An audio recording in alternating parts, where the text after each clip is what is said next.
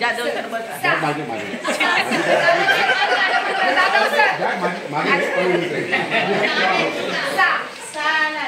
ओ बोला पण सावरून कुठलंही मराठी गाणं अभंग पण चालेल. सा हा चालेल पण आठवलं पाहिजे. बघा माझ्या डोक्यात लगेच एक अभंग आला.